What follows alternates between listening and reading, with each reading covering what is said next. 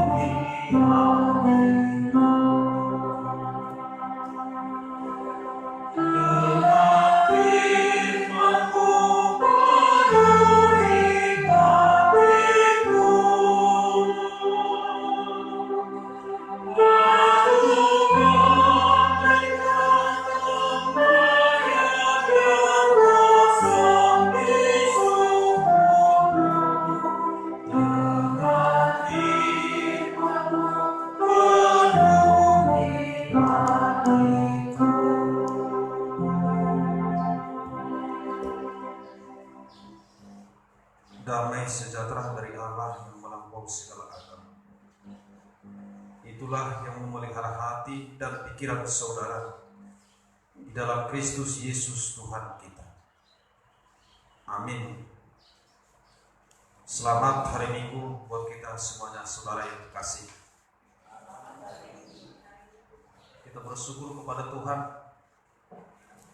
memberi kesehatan dan bertemu kembali dalam ibadah new normal yang kedua di minggu kelima setelah Trinitatis.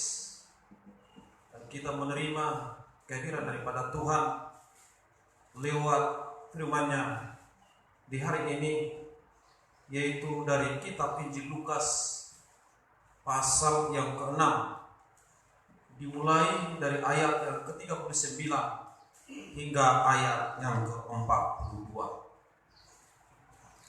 Demikianlah firman Tuhan. Yesus mengatakan pula suatu perumpamaan kepada mereka. Dapatkah orang buta menuntun orang buta? Bukankah keduanya akan jatuh ke dalam lubang? Seorang murid tidak lebih daripada gurunya. Tetapi barang siapa yang telah tamat pelajarannya akan sama dengan gurunya. Mengapakah engkau melihat selumbar di dalam mata saudaramu, sedangkan balok di dalam matamu sendiri tidak engkau ketahui? Bagaimanakah engkau dapat berkata kepada saudaramu, saudara, biarlah aku mengeluarkan selumbar yang ada di dalam matamu, padahal balok yang di dalam matamu tidak engkau lihat? Hai orang munafik, keluarkanlah dahulu balok dari matamu, maka engkau akan melihat dengan jelas untuk mengeluarkan selumbar itu dari mata saudara. Siapakah di antara kita yang hadir saat ini orang yang pandai? Kita menjawab masing-masing di dalam hati kita. Dan sampai di mana kepandaianmu? Sampai di mana pengetahuanmu? Dalam bidang apa kepandaian ataupun pengetahuanmu itu, sehingga kamu mampu mengatakan kamu adalah orang yang pandai di antara orang yang lain? Siapakah di antara kita yang mau mengatakan saya ini adalah orang yang mau belajar. Dan apakah dari antara kita pernah mendengarkan saudara ataupun teman terdekat kita, kenapa kau begitu bodoh? Apakah memang ada orang yang bodoh? Tidak ada orang yang bodoh. Yang ada adalah orang yang tidak mau belajar selama hidupnya. Jika kita sebagai orang tua dipertanyakan lewat firman ini, dan juga sesuai dengan topik minggu, mencintai pendidikan. Sebagai seorang ayah, sebagai seorang bapak, dan juga sebagai seorang ibu, kamu telah mempunyai pendidikan yang penuh di dalam menjalankan rumah tanggamu. Masih perlukah yang dikatakan pengalaman dari orang lain? Masih butuhkah kamu pendidikan dari yang lain untuk menjalankan rumah tanggamu? Atau telah cukup artinya pengalaman kita selama ini untuk meraih kebahagiaan di tengah-tengah rumah tangga? Tidak mau belajar, tidak mau mencontoh, meniru keluarga-keluarga yang lain. Orang yang mau terus-menerus belajar, dia akan menerima yaitu kebahagiaan. Makanya sangat begitu penting yang dikatakan pendidikan. Dan mulai saat ini, mari kita artinya membuang mengatakan, saya telah pandai. Sayalah orang yang paling di antara segalanya. Mulai saat ini, mari kita membuang.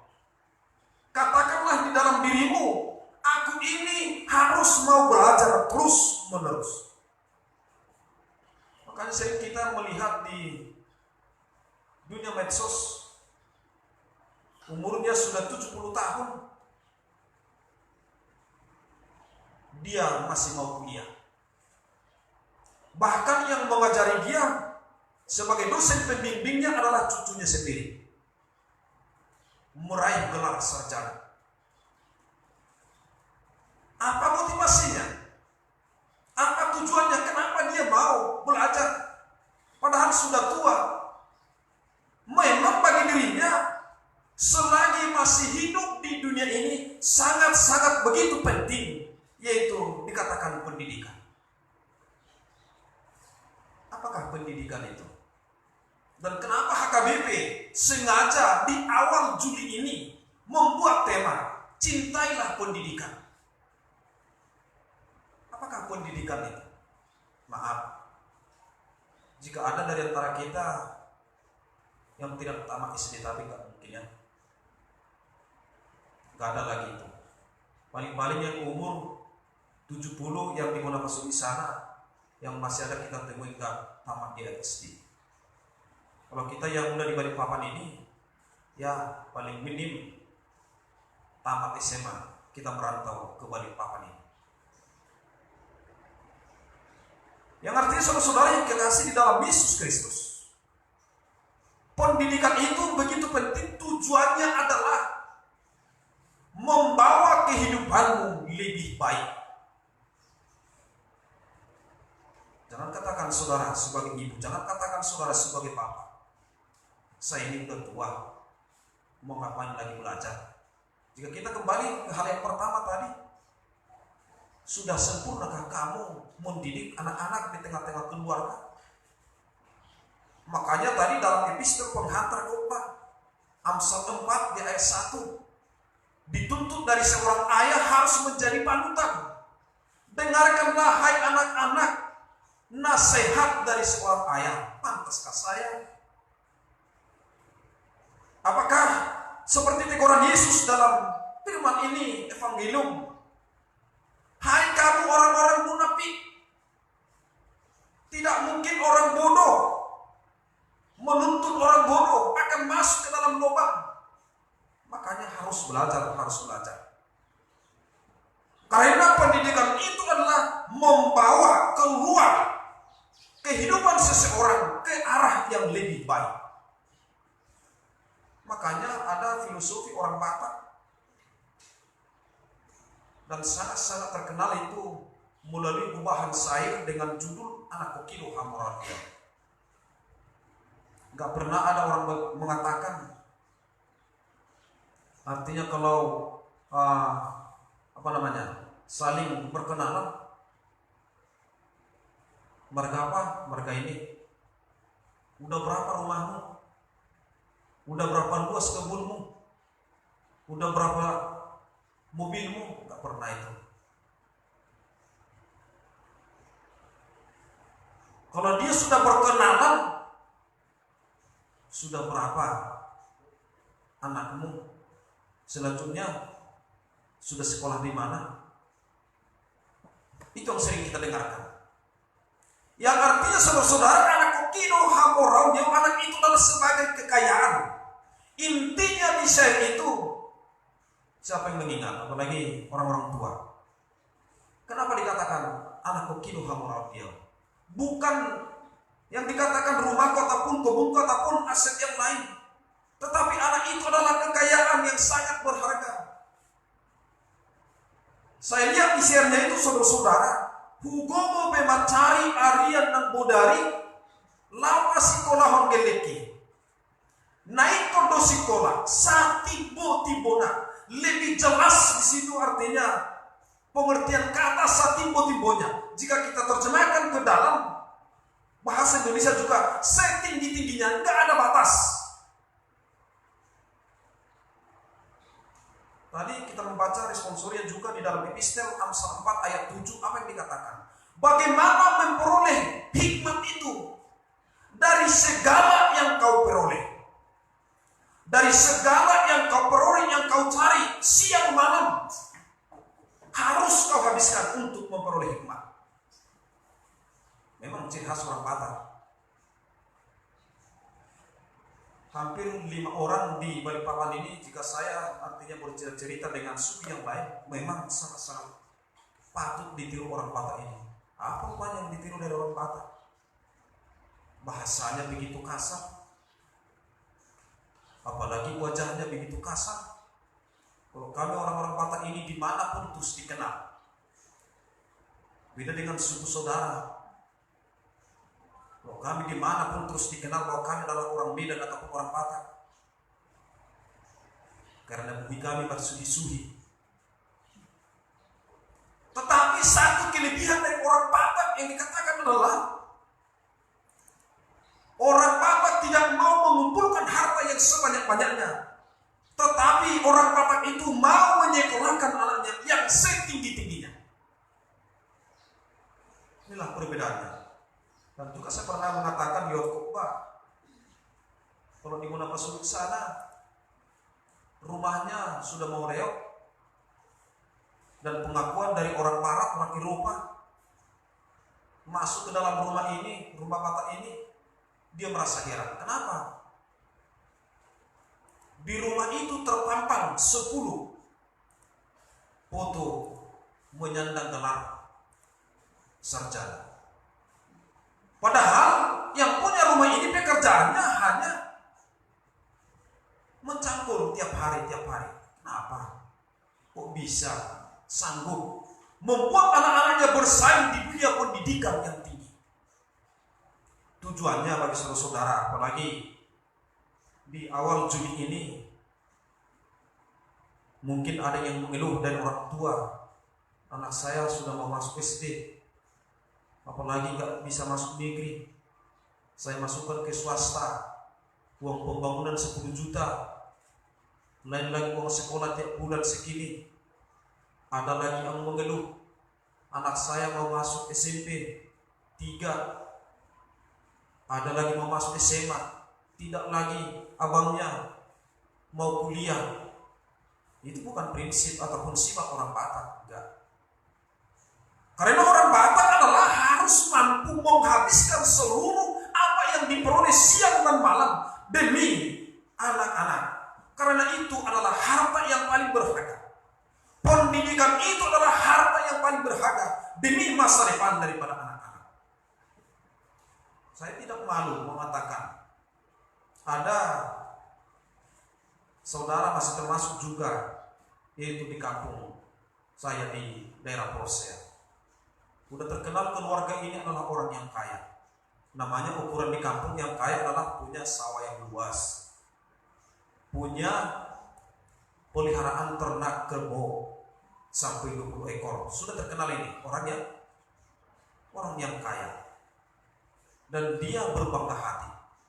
Namun saudara-saudara, keturunan ataupun anaknya tidak ada yang diberangkatkan sekolah. Hanya 2 orang, yaitu tamat SMP, selebihnya tamat SD. Yang terjadi sekarang saudara-saudara, mereka bersaing di kampung. Tidak cukup tanah yang diwariskan ini, bahkan kerbau yang diwariskan itu pun sudah habis.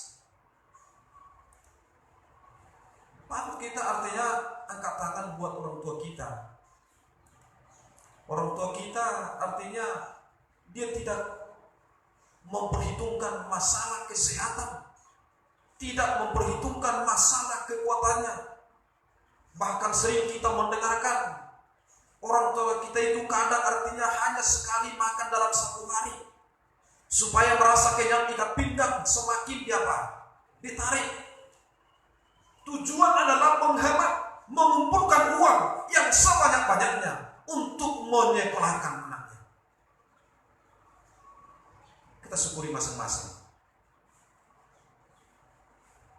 jeripayah daripada orang tua supaya anak-anaknya lebih pintar, lebih pandai daripada dia.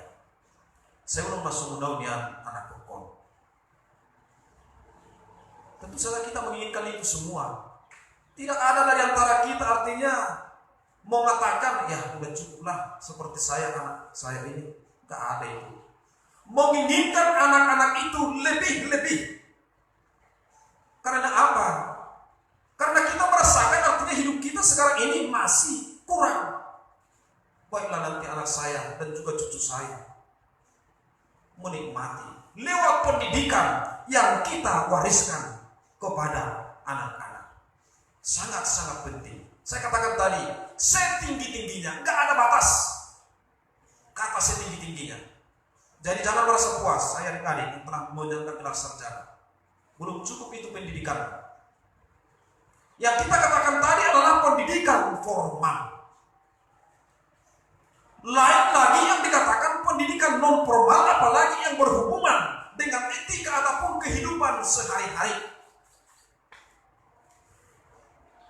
Kalau tadi pendidikan formal itu nggak terlalu susah. Makanya saya katakan tadi, apakah ada orang yang bodoh? Sebenarnya tidak. Yang adalah orang yang tidak mau belajar. Yang adalah orang yang telah merasa dirinya lebih pandai. Jadi jangan terus merasa puas. Bagi adik kami yang telah menyandang gelar dan lain sebagainya, harus terus belajar. Apalagi bagaimana kita belajar mencintai pendidikan, cara berkomunikasi, cara berhubungan dengan orang lain, cara menyapa orang lain, cara bersilaturahmi. Dan juga kita saudara-saudara di masa pandemi ini kita juga harus belajar. Mudah-mudahan tidak ada yang masuk ke gereja ini telah dibuat oleh pemerintah protokol kesehatan gugus tugas penanganan COVID-19 harus pakai masker. Memang dia memakai maskernya, tapi maskernya itu dibuat di mana? Bukan seperti yang kita pakai sekarang. Jadi saya melihat itu artinya kalau pergi ke pasar, maskernya itu ada dibuat. Ini masker menutup hidung dan mulut, padahal dia pakai masker begini. Berarti enggak dia mau belajar.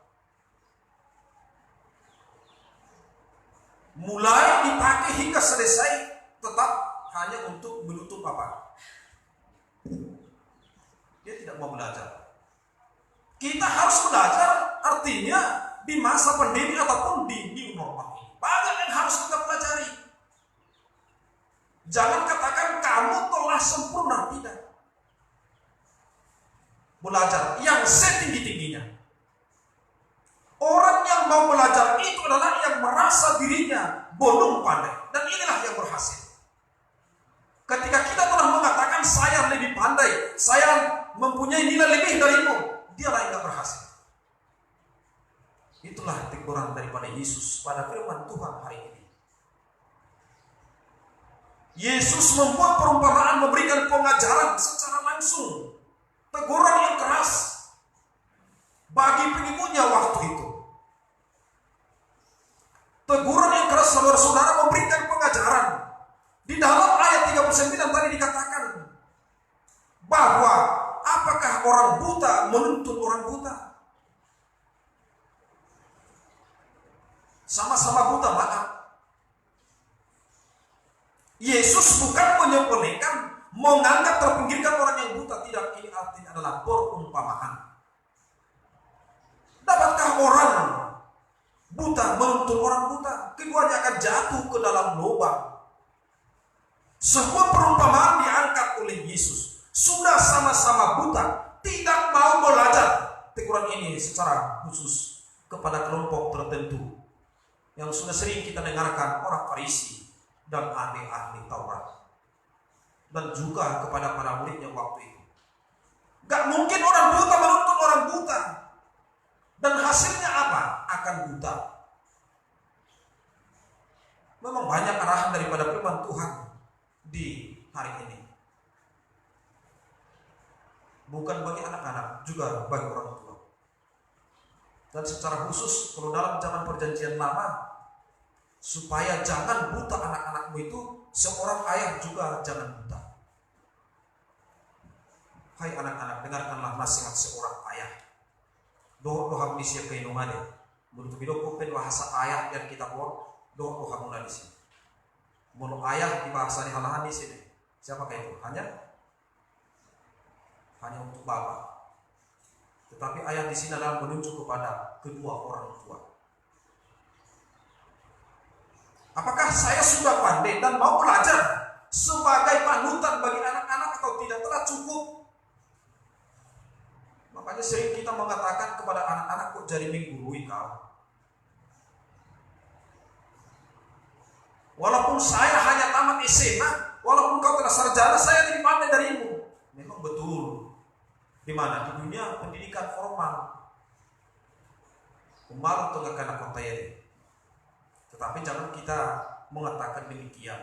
Harus kita menerima anak-anak kita itu telah lebih pandai. Hal kecil dalam memakai Android ini.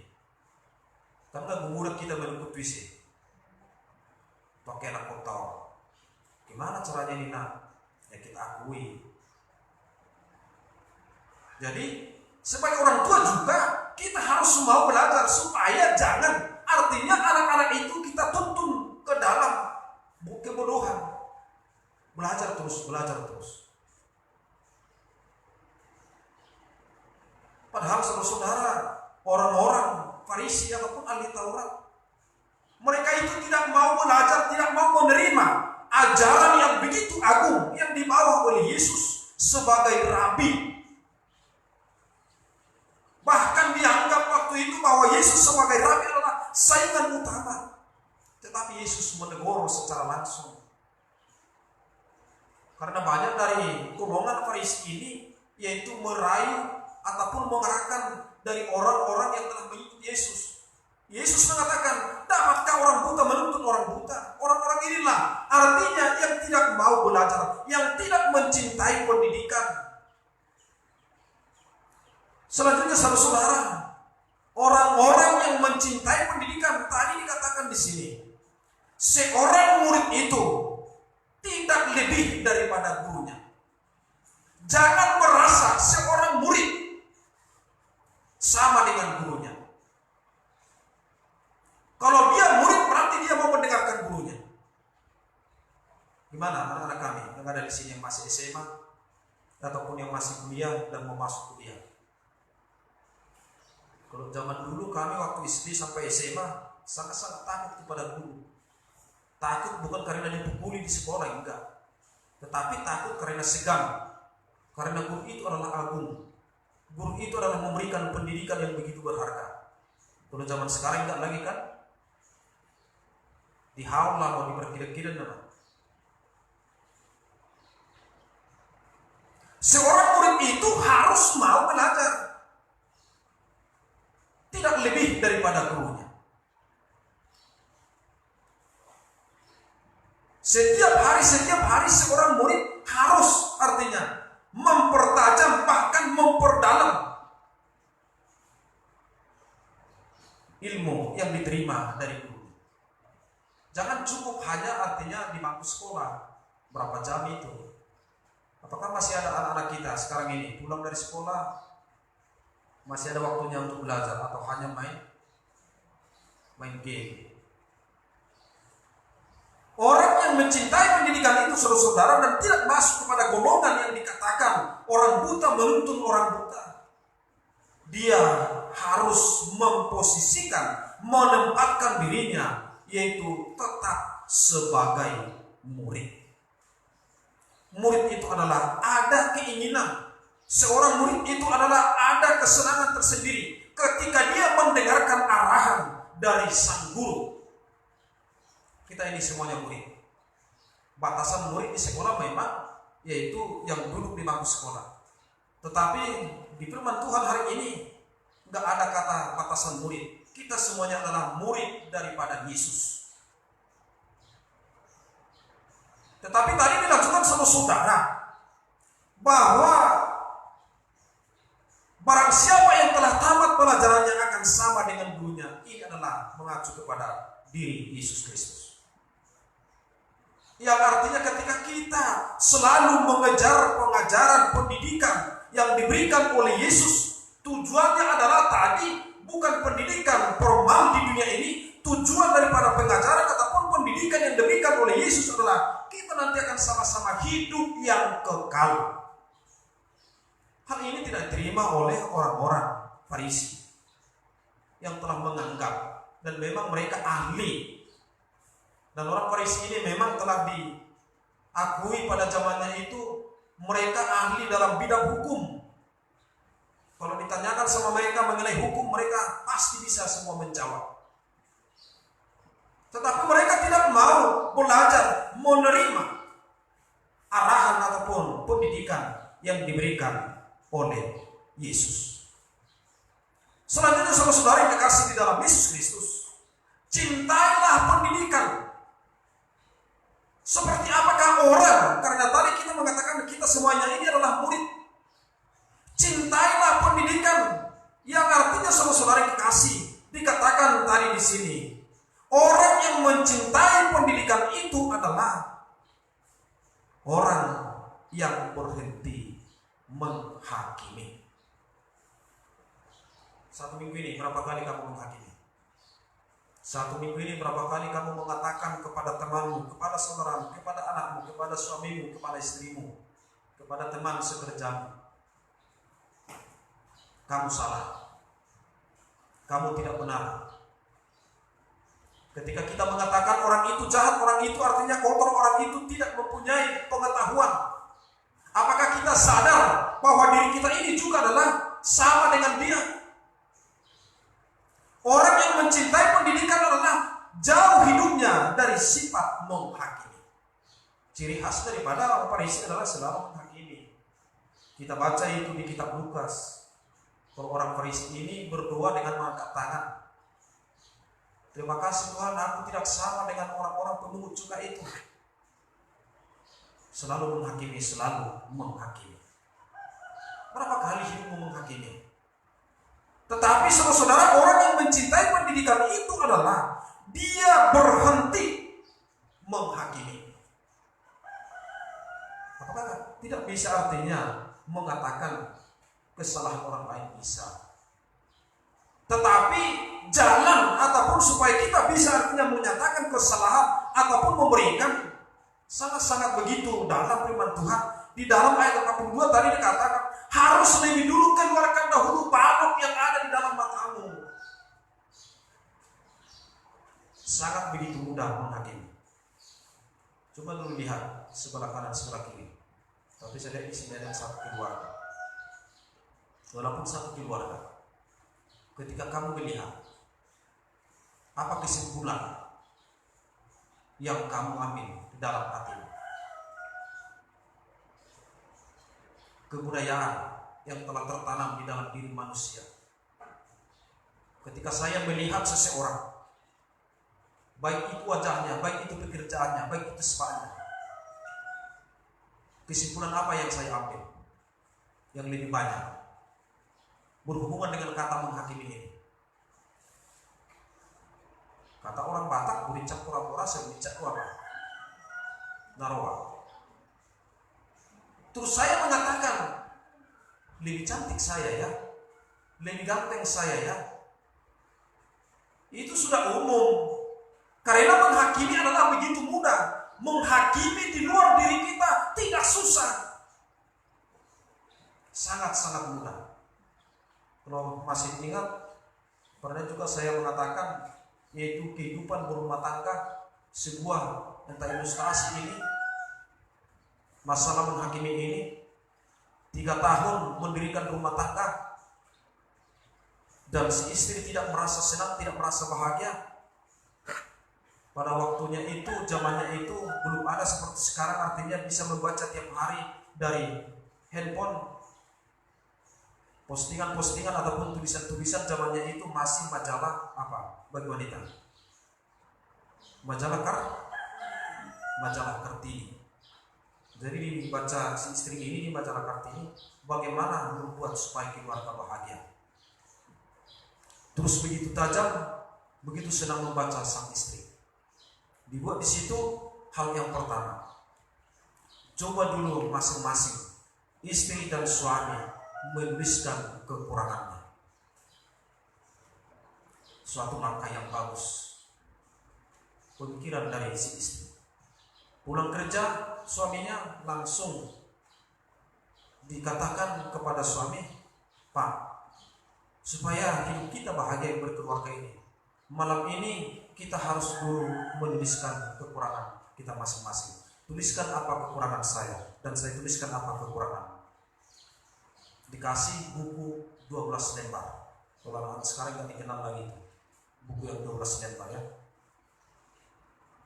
Dikasih dengan pensil, maka satu malam itu mereka juga bisa saja. Karena itu arahan dari majalah Kartini ini yang menuliskan.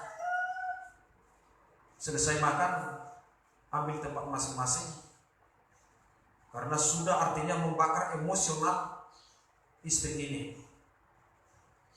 Terus diteliti kekurangan dari suaminya sampai pagi nggak tidur dia. Dari hal yang terkecil sampai hal yang terbesar. Bahkan buku yang 12 lembar ini, kalau 12 lembar berarti 20 halaman, tidak cukup menuliskan kekurangan dari suami. Bangun pagi, setelah selesai sarapan, mereka duduk bersama, ditanyakan kepada suaminya, Pak, mana yang menuliskan kekurangan mengenai saya? Si suami diam, tertegun. Ditanya kedua kali, diam. Sang istri mengatakan, saya telah menuliskan kekuranganmu saat malam ini. Ini baca katanya, penuh semua. Yang terakhir apa yang dikatakan oleh sang suami, kamu begitu baik bagi saya. Dan inilah buktinya. Dikasih buku yang 12 lembar ini, satu huruf pun tidak ada ditulis di situ. Saya begitu baik, kamu begitu baik bagi saya. Dengan dasar apa? Yaitu dengan dasar mengasihi. Yang artinya saudara-saudara dikasih dalam Yesus Kristus. Orang yang mau mencintai pendidikan itu seperti sang suami. Dia harus belajar terus-menerus menerima sang istrinya. Karena perbedaan itu indah. Dia belajar terus-menerus. Orang yang mencintai pendidikan, artinya dia tidak mau menghakimi. Padahal di sini dikatakan saudara-saudara, orang-orang Farisi itu begitu suka, yaitu menghakimi. Jika kamu ingin menjadi orang yang pandai, belajarlah, yaitu untuk tidak menghakimi. Hari ini berhentilah untuk menghakimi. Dan kita bersyukur ada dampak positif kehadiran daripada pandemi ini. Kira-kira apa dampak positif yang dapat kita lihat? Tidak terlalu ada lagi, bahkan kita katakan tidak ada lagi yang ngerumpi. Biasanya kian artinya paling sedikit dalam 1 bulan harus pergi seorang istri ataupun seorang perempuan menjumpai, berkunjung, yaitu untuk ngerumpi. Kalau senari kan ada lagi kan? Mana bisa kamu ngerumpi lewat apa? Lewat grup WA. Karena begitu enak ngerumpi ini, sampai enggak diingat artinya menyediakan segala yang perlu di tengah-tengah rumah tangganya. Gara-gara apa? Gara-gara ngerumpi ini. Kalau zaman sekarang masa pandemi ini mana ada lagi. Jadi itu dampak positif. Artinya saudara dikasih orang yang ngerumpi ini, apa yang dibicarakan di situ? Ya masalah menghakimi, nggak ada daripada yang lain. Dan memang lebih enak, lebih suka menceritakan kekurangan daripada yang lain. Kalau hanya kelebihan yang lain kita ceritakan sewaktu merumpi sebentar aja itu. Orang yang ngerumpi ini 2 ataupun 3 ataupun 4 orang ataupun 5 orang, ketika ada 1 orang dari kelompok yang ngerumpi ini, kak, tidak tahu kau, Mama si Razin itu kayak gini. Terus semua terdiam. Bahkan handphonenya dimatikan hanya untuk mendengarkan apa. Syukur dampak positif.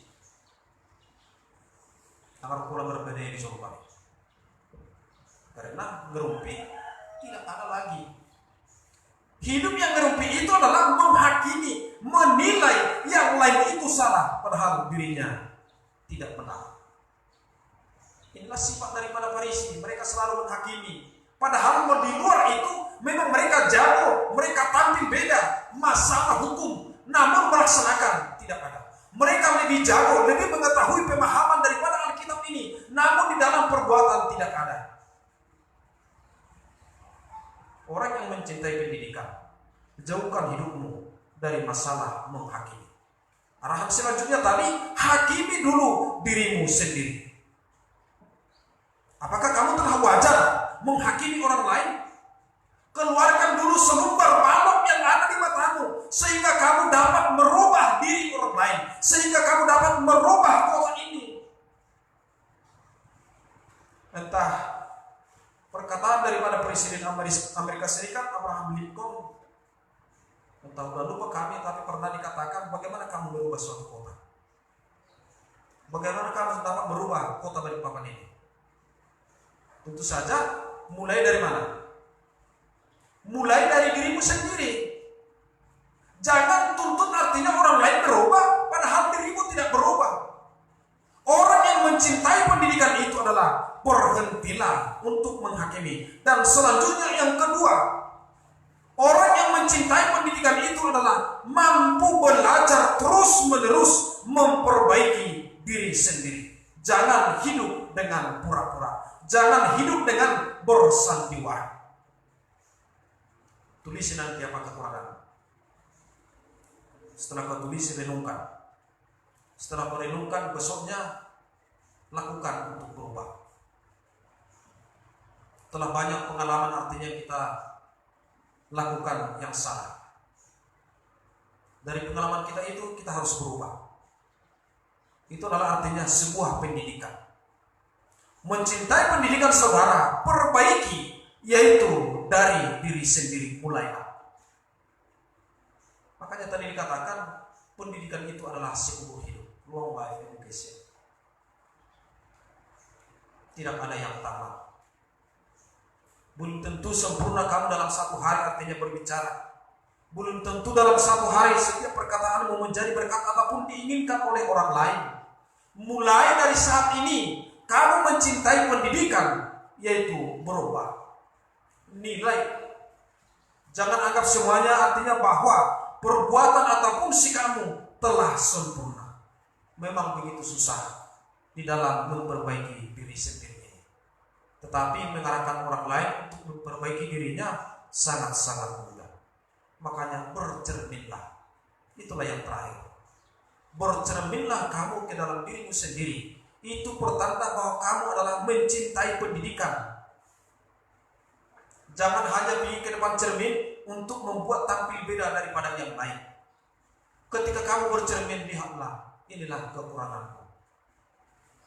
Begitu banyak kekurangan saya. Kacalah dirimu, kacalah hatimu, kacalah penglihatanmu, kacalah pendengaranmu, cerminlah.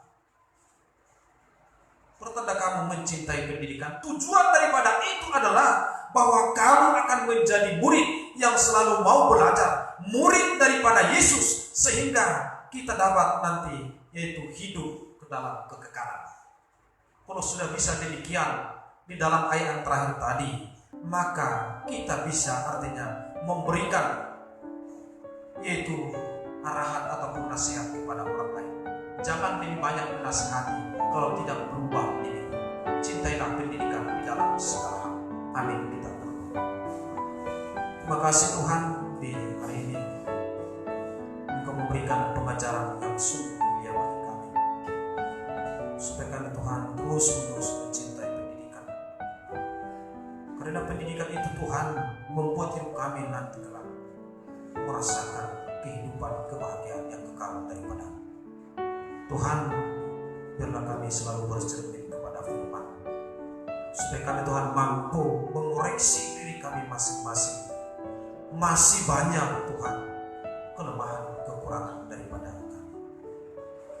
Tuhan, kami yakin kepadamu, Engkau adalah mengajari kami setiap saat lewat firman.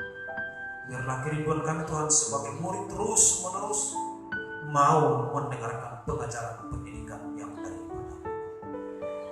Amin.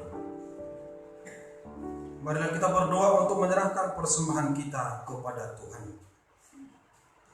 Ya Allah Bapa kami yang di surga, kami mengaku bahwa Tuhan adalah sumber dari segala karunia yang melimpah dalam kehidupan kami masing-masing. Sebagian daripada karunia itu kami serahkan kembali sebagai persembahan kepada Tuhan. Terimalah dan berkatilah persembahan umat-Mu ini, agar dapat kami pergunakan untuk pekerjaan dan pelayanan kerajaan Tuhan di dunia ini. Bukalah hati kami untuk mengenal betapa banyak berkat dan karunia yang kami peroleh dari Tuhan, supaya kami senantiasa bersyukur kepada-Mu. Di dalam nama Yesus Kristus Tuhan kami.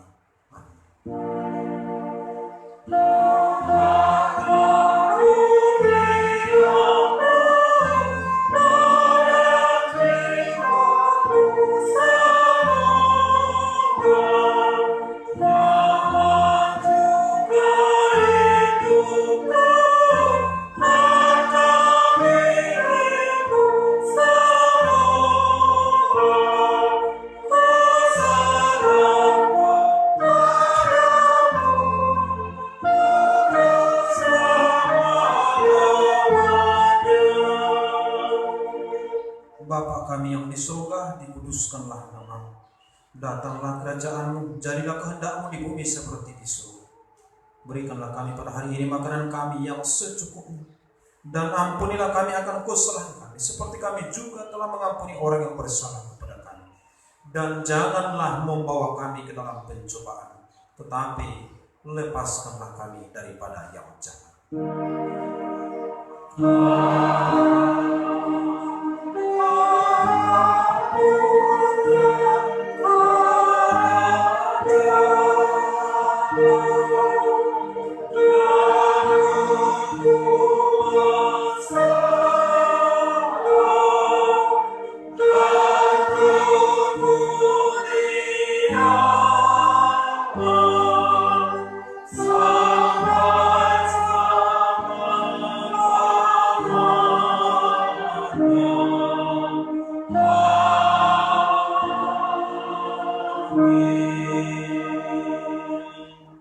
Tuhan memberkati engkau dan melindungi engkau. Tuhan menyinari engkau dengan wajah dan memberi engkau kasih karunia.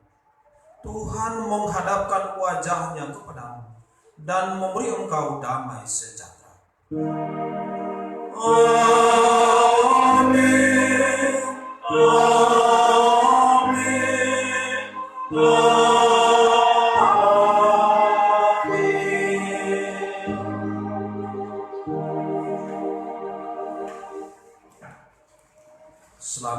minggu buat kita semuanya. Tuhan memberkati.